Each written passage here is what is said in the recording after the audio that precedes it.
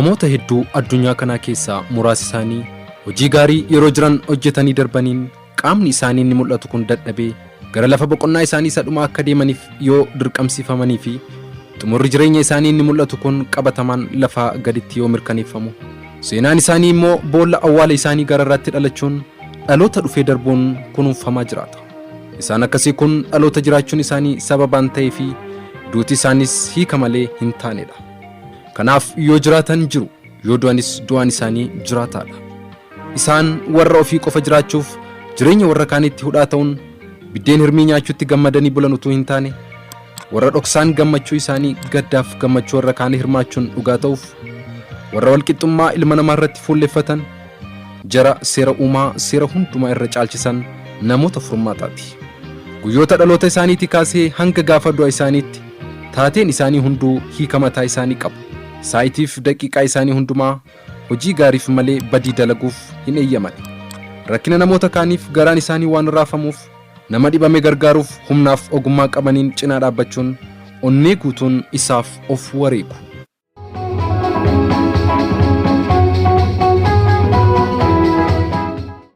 Namoota biroo akkasumas uumama kaan biratti kan isaan ittiin beekaman gaarummaa dalaguun rukuttaan onnee isaanii tokkummaa ilma namaa leellisa. Hargansuun isaaniis jaalala labsa. Lafa isaan oolanii walii galtee barbaadu. Ganda isaan argaman hundumaatti nagaatu argama. Taa'uuf ka'uun isaanii sokossaan faana isaanii addunyaa jallinaan hubamte daawwaa wal'aanodha. Sagaleen isaanii fiingee araaraati. Silaa namuu akkas ta'e akki addunyaa kanaa akkas hin ta'u ture. Kitaaba Aartii Oromoo weellisaa walaleessaa fi qindeessaa muuziqaa akkasumas qabsaa mirga dhala namaati. Maqaa isaa dhalootaa Alii Mohammad jedhamuun beekama. Ji'a Caamsaa bara 1940 magaalaa Dirree Dhawaa iddoo addaa ganda Qoreetti abbaa isaa obbo Mohammad Muusaa fi harmee isaa addee Faaxumaa Alii irraa gara addunyaa kanaa dhufe. Gameessiif ogeessi aartii kun yeroo barnootaaf gahutti barnoota isaa sadarkaa tokkoffaa achuma Dirree Dhawaa mana barnootaa Madarasaa Jadiidaatti tokko jechuun eegale. Itti fufuunis barnoota isaa sadarkaa lammaffaa Finfinnee mana barumsaa Kaatedraalirraa barate. Booda ammoo Ameerikaa mana barumsaa Saantaa Moonikaatti ogummaa muuziqaas baratee jira.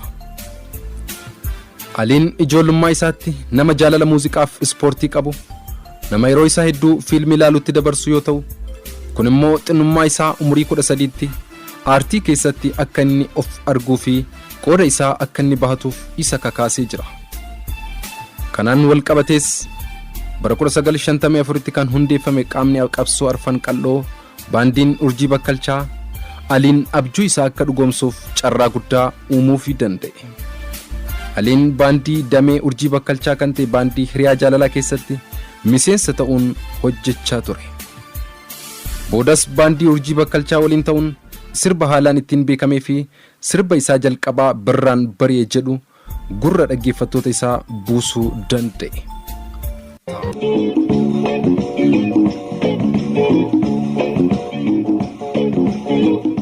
Sirbi kun ga'umsa Aliin qabu sirriitti ifatti kan baasee fi jaalala inni jaallattoota isaa biraa qabu caalatti kan ol guddisedha. Haaluma kanaanis maqaan isaa Alii Mohammad irraa gara Alii Birraatti jijjiirame.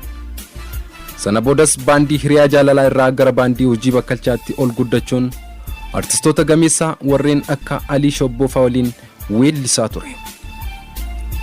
Booddee Aliif waayillan isaa waamicha agarsiisa aartii Jibuutii irraa isaaniif taasifameef eeyyama mootummaa malee utuu deemanii karaa irratti qabamanii hidhamuun agarsiisa sana xumuruun gara Itoophiyaatti yoo deebi'anis Aliin yeroo dheeraaf magaalaa Harar keessatti akka hidhamaa turetu dubbatama. Itti fufuunis bakka itti dhalate baha Oromiyaatti bahuun gara handhuura Oromiyaa magaalaa Finfinneetti godaanuun achitti qaanqee aartii finiinsuu fi Oromummaa lafa ishee irratti lafa qabachiisuuf of murteesse. Erga Finfinneetti galee booda hojii sirba adda addaa hojjechuu jalqabe. Namoota hedduu birattis hojii isaan jaallatamummaa argachuu danda'e. Yeroo kana Aliin sabboonaa Oromoo Ahimad Taqii wajjin wal bare. Ahimad Taqiis Aliidhaaf akka inni ittiin sirbuuf gitaaraa biteef beekamtummaan Aliis magaalaa Finfinnee keessatti saffisaan dabale. Aliin afaan Oromoo biratti afaan Amaaraa, afaan Arabaa, afaan Hararii fi afaan Sumaaleetiin sirbuu danda'a ture. Kun immoo namoota adda addaa biratti jajamuuf jaallatamoo akka inni danda'u isa taasise. Namoota isa jaallatan keessaa tokko Iyyoohel Yohaannis kan jedhamu dura bu'aa Kibur Zabanyaa kan turedha. Innis Aliin Kibur Zabanyaatti akka makamu gochuun achittis weellisoota bebbeekamoo kan akka Mahmud Ahimad, Xilawun Gassasaa fi Buzunash Baqqalaa fa'aatti makame. Kibur Zabanyaa keessa yeroo turetti carraa gara naannoo adda addaa deemee itti dandeettii isaa agarsiisu argate. Haaluma kanaan gara Sudaanis deemee weellisoota bebbeekamoo kanneen akka Muhammad Wardii fa'aa wajjin sirbuu danda'ee jira. Yeroo Finfinnee jirus waltajjii gurguddaa kanneen akka Haagara Fiqir, Raas Tiyaatirii fa'aatti sirbaa kan ture yommuu ta'u, boodarraa abbaa isaa wajjin mari'atee Finfinnee gadi lakkisee deemuuf of murteesse. Haaluma kanaan utuu jiru bara 1970 keessa yeroo warraaqsi Itoophiyaa jalqabu jaallataan Alii Birraa Ahimad Taqii baha Itoophiyaa keessatti loltuu mootummaatiin otoo loluu du'e. Aliinis baay'ee waan gaddeef akkas jechuun sirbeef. Yaa hundee bareedaa, yaa fiixee miidhagaa.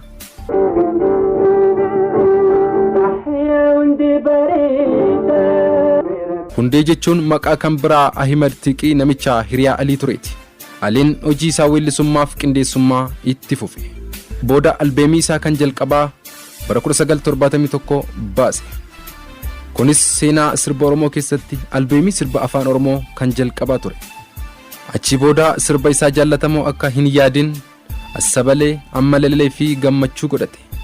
Albeemiin isaa sirboota afaan Sudaan kan akka Al Habiib Ween, sirba Hararii kan akka Ideen Qaal of keessaa qabudha.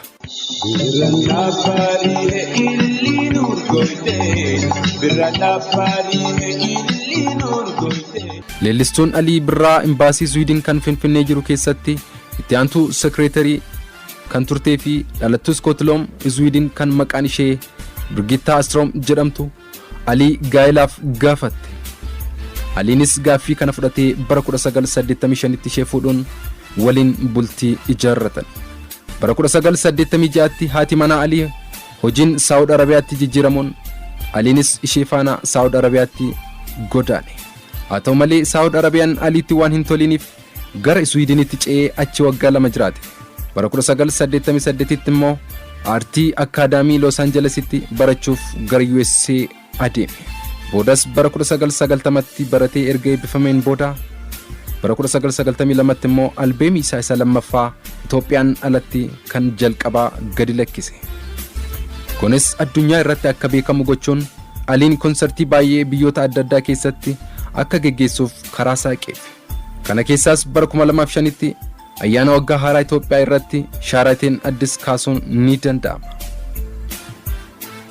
Aliin afaan adda addaa beekuuf ga'umsa aartii irratti qabuun namoota adda addaaf bakka garaagaraatti badhaasa hedduu gonfatee jira. Isaan keessaa muraasi bara 1995tti badhaasa Toronto African Meritis argateera. Bara 2010tti ammoo Yuunivarsiitii Jimmaa irraa dooktereetii kabajaa gonfachuu danda'e. Hanga ammaatti Aliin Birraa sirboota 267 ol dhaggeeffattoota biraan ga'iin sirba hedduu hojjechuun artistii jalqabaati. Booda bakka itti baqatee ture biyya Kaanaadaatti haadha manaa isaa hanga ammaatti rakkinaaf bal'ina keessatti utuu isa biraa hin meexxiqin isa waliin turte. Ilillii Mariqoos kan akka aadaa Oromootti ilillii birraa moggaafamte waliin wal baruun ishee waliin bultii ijaarrate. Gara biyya isaattis deebi'uun jaalalaan uummata isaa keessa utuu jiraachaa jiru booda dhukkubsachuun biyya keessaaf alatti wal'aansi garaagaraa godhamaafii ture. Haa ta'u malee yeroo keessa dhukkubni isaa itti hammaachaa dhufuun bara 1940 dhalatee onkoloolessa 27 bara 2015 waggaa 75ffaa isaatti du'aan addunyaa kanatti adda bahuuf dirqame.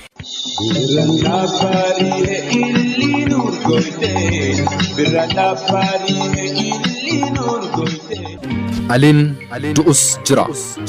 Gaafa namni seenaa hin qabne du'ee badduu ba'u tokkoon isaa otoo hin hafin qileetti harca'u.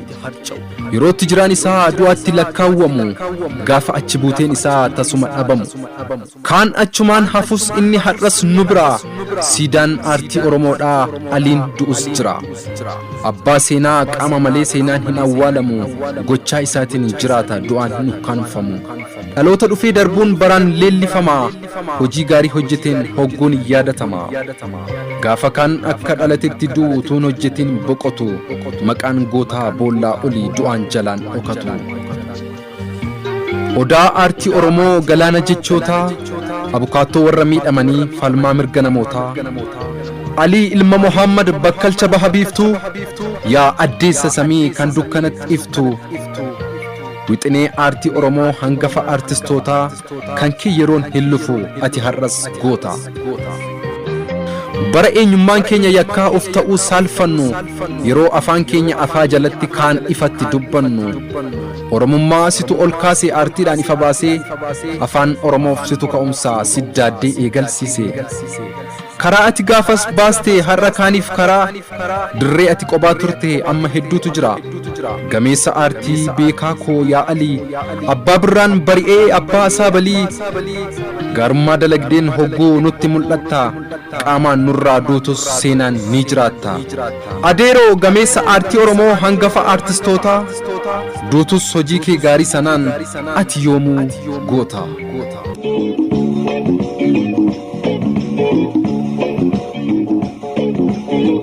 Namni kun yeroo jiru hojii gaarii hojjeteen har'a yeroo du'e addunyaa kanarraa dhabamutti maqaan isaa ol ka'ee faarfamaa jiraata. Maarree nutis yeroo jirru kanatti seenaa jiraatu haa hojjennuun dhaamsa qophichaati.